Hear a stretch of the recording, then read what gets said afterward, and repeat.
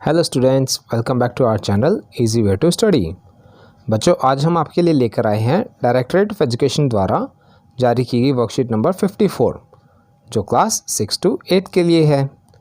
बच्चों, जैसे कि आप सभी जानते हैं, सबसे पहले हमें वर्कशीट पे अपना नाम लिखना होता है और फिर अपने क्लास टीचर का नेम लिखना होता है।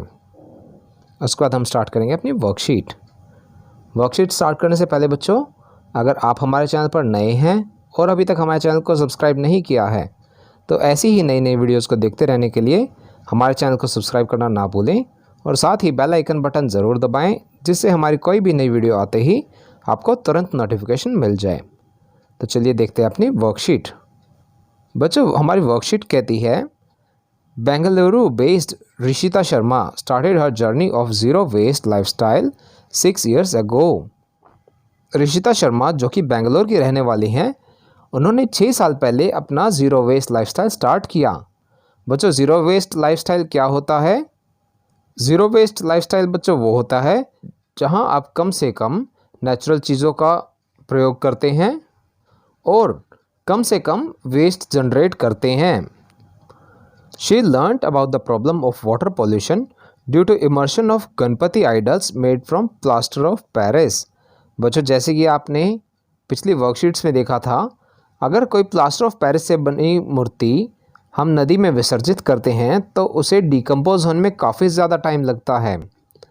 तो यहाँ पे ऋषिता शर्मा ने देखा कि वाटर पोल्यूशन काफ़ी ज़्यादा बढ़ता जा रहा है, क्योंकि जो पीओपी से बनी हुई, प्लास्टर ऑफ पेरिस से बनी हुई गणपति जी की मूर्तियाँ उसमें विसर्जित की जा रही हैं। Along with the idols that take a month to decompose, devotees are also dumping puja waste. मूर्तियों के साथ साथ श्रद्धालु पूजा का वेस्ट भी नदियों में ही डाल रहे थे। This year the lockdown has altered the way the festival will be celebrated. पर बच्चों, इस साल लॉकडाउन ने हमारे त्यौहार मनाने का तरीका बिल्कुल बदल दिया है। People are celebrating the grand festival at their household level. लोग इस बड़े त्यौहार को अपने घरों पे ही मना रहे हैं। Rishita shares simple steps online to make clay Ganpati idols at home. Rishita ने घर पे ही मिट्टी से गणपति जी की मूर्ति बनाने के स्टेप्स बताए। It is completely eco friendly process and doesn't cost much. यह प्रोसेस पर्यावरण के लिए काफ़ी अच्छा है और ज़्यादा महंगा भी नहीं है। She strictly recommends avoiding any chemical colours. वह सख्ती से कोई भी केमिकल कलर्स इस्तेमाल करने से मना करती है। You can use organic colors or head to your kitchen and find turmeric and beetroot to extract colors। या तो आप प्राकृतिक रंगों का इस्तेमाल कर सकते हैं या फिर अपनी रसोई में जाके वहाँ से हल्दी और बीटरूट से कलर्स बना सकते हैं। People have started using creative ideas like chocolate, red soil, leaves, newspapers, vegetables and other biodegradable materials which can decompose, that is break down into simpler molecules like carbon dioxide, water or methane by microorganisms easily to make idols। लोगों ने आजकल काफ़ी नायाब तरीके इस्तेमाल करने शुरू किए हैं, जैसे चॉकलेट, रेड सॉइल, पत्तियाँ, अखबार, सब्जियाँ और बाकी काफ़ी सारे बायोडिग्रेडेबल मटेरियल से मूर्तियाँ बनाते हैं। बच्चों, वह ऐसा क्यों करते हैं?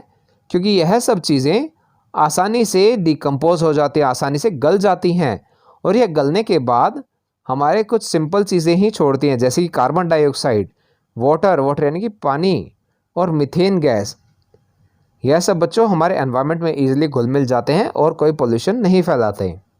यहाँ देखिए बच्चों, इसमें कुछ हमें गणपति जी की मूर्तियाँ दिखाई गई हैं जो कि प्राकृतिक तरीके से बनाई गई हैं।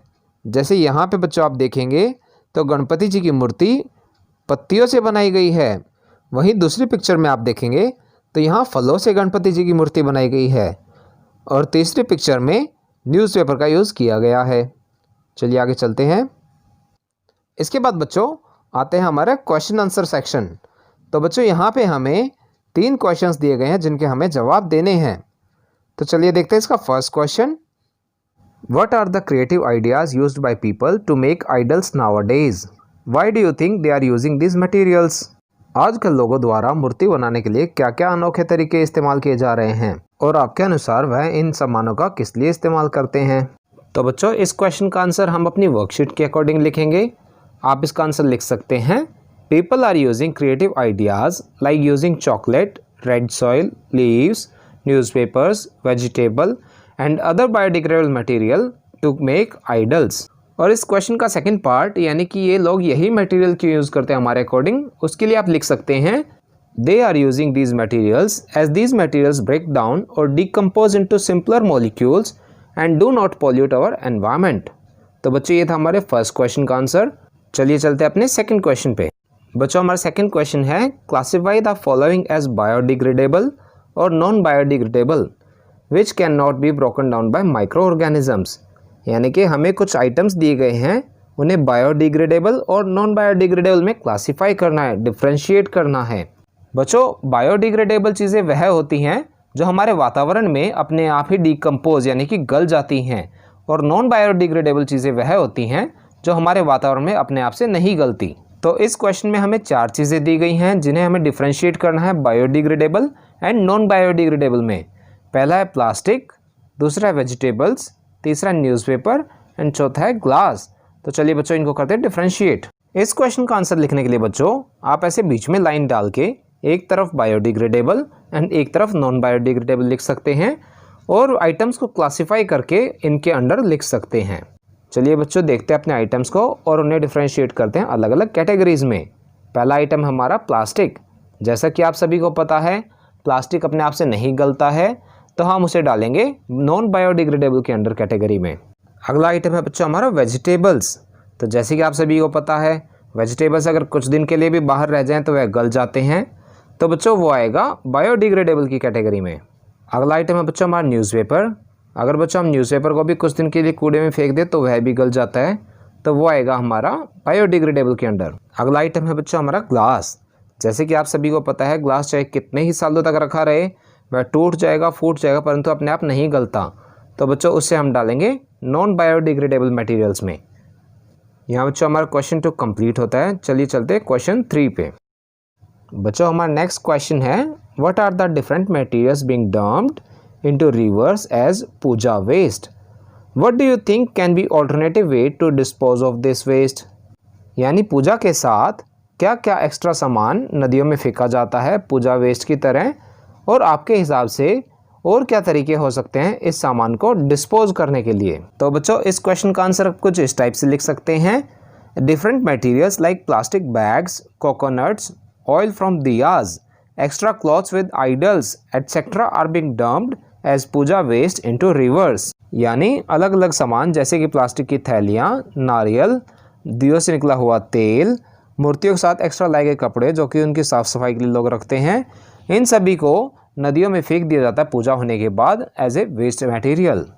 और बच्चों इस क्वेश्चन के सेकंड पार्ट के लिए आप आंसर लिख सकते हैं, items like plastic bags or other non-biodegradable products can be dumped into dustbins, whereas items like extra clothes can be donated to needy people। यानी कि कुछ सामान जैसे कि प्लास्टिक की थैलियाँ और ना गलने वाली चीज़ों को हम डस्टबिन्स में फेंक सकते हैं जो कि बच्चों बाद में लैंडफिल में जाता है, और बाकी आइटम्स जैसे कि एक्स्ट्रा कपड़े हम ज़रूरतमंदों को दे सकते हैं। तो यहाँ पे बच्चों हमारी वर्कशीट कंप्लीट होती है। आई होप आप सभी को अच्छे से समझ में आई होगी। बच्चों अगर आपको हमारी वीडियो पसंद आई हो तो उसे लाइक करना और अपने फ्रेंड्स के साथ शेयर करना ना भूलें। साथ ही अगर आपका कोई क्वेश्चन है तो उसे आप कमेंट सेक्शन में ज़रूर पूछें, हम आपके क्वेश्चन को जल्द से जल्द आंसर करने की कोशिश करेंगे। बच्चों अगर आपका कोई छोटा भाई बहन 3rd to 5th क्लास में है तो उसके लिए वर्कशीट्स का लिंक हमारे डिस्क्रिप्शन में दिया गया है। और बच्चों अगर अभी तक आपने हमारा चैनल सब्सक्राइब नहीं किया है तो ऐसी ही नई नई वीडियोस को देखते रहने के लिए हमारे चैनल को सब्सक्राइब करें, साथ ही बेल आइकन बटन ज़रूर दबाएं जिससे हमारी कोई भी नई वीडियो आते ही आपको तुरंत नोटिफिकेशन मिल जाए। Thank you.